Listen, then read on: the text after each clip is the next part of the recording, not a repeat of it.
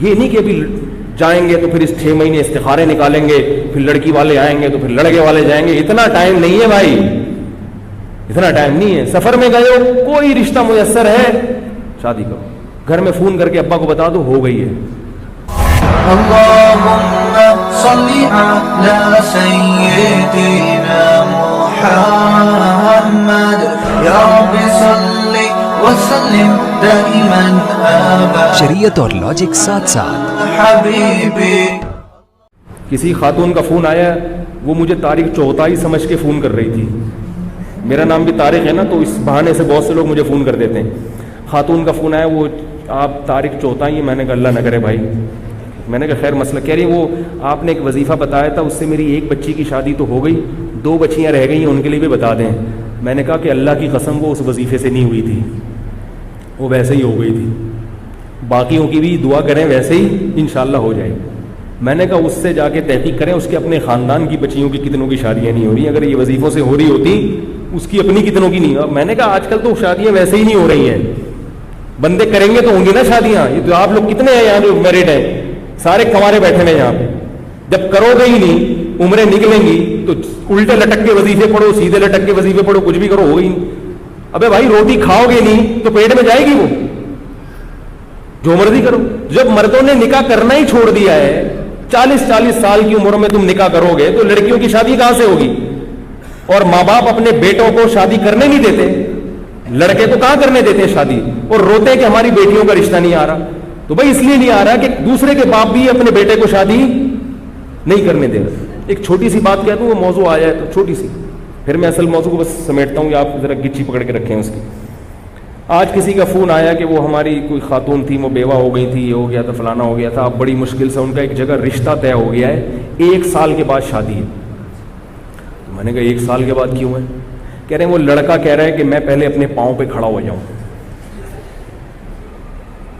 میں نے کہا آپ لوگوں کی طرف سے تو دیر نہیں ہے نا. کہنے نہیں، لڑکا کہہ رہا ہے میں پہلے گھر بنا لوں، میں کمرہ بنا لوں، میں یہ کر لوں. میں نے کہا ان کے گھر میں کوئی کمرہ نہیں ہے؟ کہنے ہاں وہ ہے. میں نے کہا کیا وہ کھاتے نہیں ہیں؟ بھی کھاتے ہیں، صبح ناشتہ بھی. تو میں نے کہا اگر آپ لوگوں کی طرف سے یہ شرط ہوتی نا کہ نہیں ہم اپنی بہن کو یا بیٹی کو اس حالت میں نہیں بھیجیں گے، اس کے لیے پہلے ڈیفینس میں بنگلہ بھائی ہر ایک کا اپنا ایک معیار ہوتا ہے نا لڑکی والوں کا، تو سمجھ میں آتا ہے کہ بھئی آپ اس کنڈیشن میں بھیجنے پر آمادہ نہیں ہو. اگر آپ آمادہ ہو اور سامنے والا آمادہ نہیں ہے، وہ بہت بڑا بیوقوف ہے. وہ کہنا تو بہت بیوقوف بہت ہلکا لفظ ہے اس کے لیے، لیکن کیا کریں بھئی تقدس بھی تو ہے نا کوئی مسجد کا، اور اسی پہ کلپ آ جائے گا. تو پاگل ہے بھائی. جب مرد کو عورت کی ضرورت زیادہ ہوتی ہے، میں نے کہا 1 سال وہ بندہ بیوی کے بغیر، عورت کے بغیر گزارا کیسے کرے گا؟ ہماری سمجھ میں نہیں آتا بھائی. اس ماحول میں جب تمہیں لڑکی خود اپنے حقوق سے دستبردار ہو رہی ہے، وہ کہہ رہی ہے کہ بھائی میں اسی روکھی سوکھی میں تمہارے ساتھ گزارا کر لوں گی، تو لے آؤ یار، فوراً لے آؤ جا کے. بولو بھائی ٹھیک ہے اور کیا چاہیے، گھر بھی بنتا رہے گا، تنخواہ بھی ہوتی رہے گی. یا تو وہ راضی نہ ہوتی نا. تو میں نے ان کو فون پہ کہا، میں نے کہا اللہ کا بہت بڑا فضل ہو گیا کہ اللہ نے مجھے مولوی بنا دیا، ورنہ میں بھی ایسا مخنچو ہوتا. معاشرہ تو ایسے ہی لوگ پیدا کر رہے ہیں. کیسے 1 سال خدا کی قسم روزے رکھ کے گزارا ہو سکتا ہے؟ میرا یہ نظریہ ہے. اس ماحول اس معاشرے میں عورت کے بغیر 1 سال گزارا ہو جائے، اور آدمی بھی جوان ہو، اور ہو بھی آدمی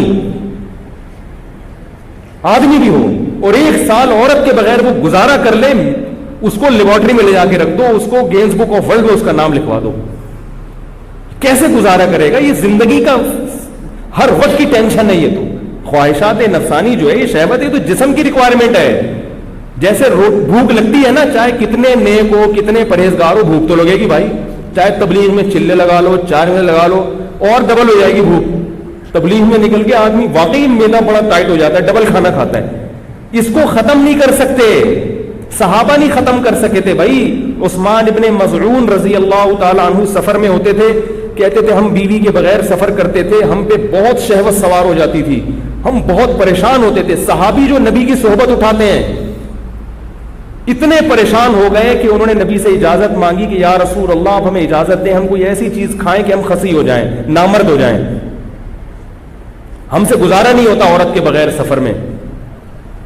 تو آپ صلی اللہ علیہ وسلم نے فرمایا کہ نہیں، تمہیں خصی ہونے کی اجازت نہیں ہے. کیا فرمایا؟ تزوج الودود الولود فانی مباہی بکم الامم.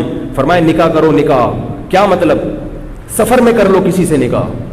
یہ نہیں کہ ابھی جائیں گے تو پھر اس 6 مہینے استخارے نکالیں گے، پھر لڑکی والے آئیں گے تو پھر لڑکے والے جائیں گے. اتنا ٹائم نہیں ہے بھائی، اتنا ٹائم نہیں ہے. سفر میں گئے ہو، کوئی رشتہ میسر ہے، شادی کرو. گھر میں فون کر کے ابا کو بتا دو ہو گئی ہے، ہو گئی. صحابہ کا ایسا ہی ہوتا تھا، ابا ہو گئی. آج تو پتہ نہیں کیا عذاب بنا لیا اللہ کے بندو. 1 سال کیسے گزارا کرتے ہو؟ خدا کی قسم میری سمجھ میں نہیں آتی. یا تو کوئی بہت نیک ہے، اتنا نیٹ کلین پاک صاف ہے، ایسا ہے تو مجھے بتاؤ، میں اس سے اصلاحی تعلق قائم کرنا چاہتا ہوں. بھائی ہمیں تو ایسے لوگ چاہیے، بیوی کے بغیر بھی رہیں 1 سال اور جوان بھی ہوں اور پھر بھی گناہ کا ان کے دل میں خیال نہ آئے، اور ایسے پاک صاف زندگی. یا تو وہ کچھ اور مخلوق ہے، کسی اور جنس کا آدمی ہے، یا وہ بہت نیک ہے.